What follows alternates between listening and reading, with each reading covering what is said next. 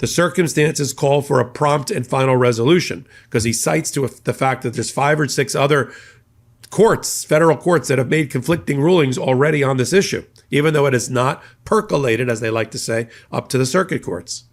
He says, if I were in charge, if I were the majority, I would grant certiorari, meaning I would grant the appeal right now. I would order prompt briefing, hold oral argument, and then resolve the legal issues, and not wait, because the way that the rest of the vote, he didn't have votes for that.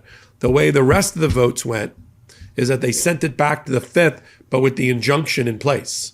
So Donald Trump can't use the Alien Enemies Act to deport people anywhere out of the country until the 5th Circuit finishes its appeal and or the Supreme Court grants the writ of certiorari to be filed in the future and decides to take the case up, meaning at least for the next 3 to 6 months until it gets back to the Supreme Court in the next term. It's almost like they wanted to go on their summer vacation.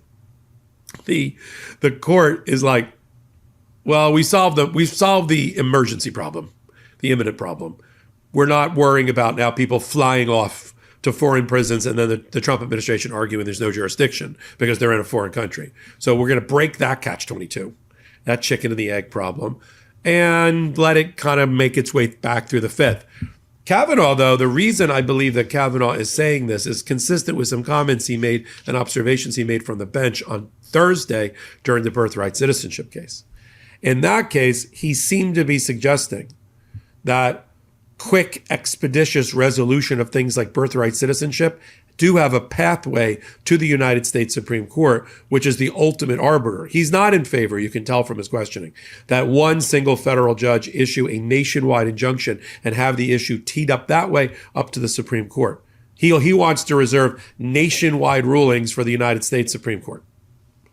Although even his own fellow right-winger, like Amy Coney Barrett, was like, well, what's the difference? Whether it's a class action that's certified and then an injunction added to that, or it is a nationwide injunction, what does it matter? It all gets here. It's just a different alternate route, like Waze sent you a different alternate route to get to the exact same place, the U.S. Supreme Court. But Kavanaugh likes process, but he also likes when issues are ready to be addressed and are fully marinated at the Supreme Court, get them to the Supreme Court quickly. So I was not surprised that Kavanaugh wrote this concurrence. No one else agreed with him. He did not have the 5 votes he needed in order to let's get to the substance of the Alien Enemies Act right now. Because despite the 13 emergency petitions and Donald Trump's efforts to try to stampede the Supreme Court into making decisions without oral argument, without a full record, that's not how they like to operate. We're waiting on another 30 or 40 decisions. I think they took 65, almost 70 cases this year on a non-emergency basis, normal. And it always runs the same gamut. It was briefed fully below. There's a record developed at the trial court level. There's a record developed at the appeal level. That whole thing, kit and caboodle, gets sent to the Supreme Court. They have further briefing, amicus briefs, friends of the court briefs get filed. They deliberate about it. They hold oral argument. They deliberate about it more. They circulate opinions. And then 3 to 6 months later, they issue their opinion and concurrences and dissents. That's how they like to operate. And I think that's what the majority is trying to do. The six out of 9 are saying, let the 5th Circuit deal with this. We took the sword off our neck by grounding the planes with an injunction. We gave the ACLU and the Venezuelans what they wanted. And it applies now for everybody. To answer the question, often comes up in the chat, no other attempt by Donald Trump is going to be successful because it will violate the Supreme Court decision if he tries to use the Alien Enemies Act to send people away. Now, they haven't ruled that it's okay to do that, but they're not letting him do it either. So we got that. We got the substance is not yet decided, but, looking ahead at likelihood of success on the merits, they would not have likely, usually I can say they would not have issued the injunction if they didn't think there was a good chance that the Venezuelans and others were going to win their case, likelihood of success in the merits. But I'm not so sure here. I think this was more driven by irreparable harm that they wanted to preserve their jurisdiction over the case.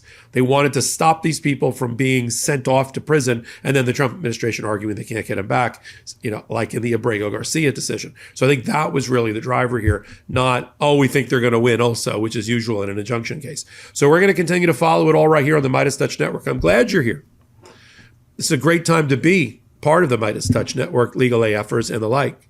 Just got some great reporting on YouTube. First time ever, they ranked podcasts. And we placed 3 podcasts in the top 100 in their inaugural weekly list. The Brothers Podcast, Legal AF, and then work I do on the Legal AF YouTube channel, which I call Popak at the Intersection. All 3 ended up in the top 100.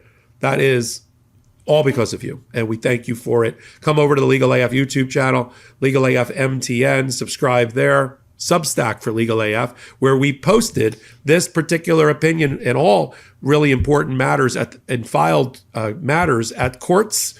We post them under either Filings AF or SCOTUS AF if it relates to the United States Supreme Court. And I do a morning briefing called Morning AF. See the pattern here? Thanks for being such a great supporter. We really appreciate you. I'm Michael Popak. Can't get your fill of Legal AF? Me neither. That's why we formed the Legal AF Substack. Every time we mention something in a hot take, whether it's a court filing or a oral argument, come over to the Substack. You'll find the court filing and the oral argument there, including a daily roundup that I do called, wait for it, Morning AF. What else? All the other contributors from Legal AF are there as well. We got some new reporting. We got interviews. We got ad-free versions of the podcast and hot takes.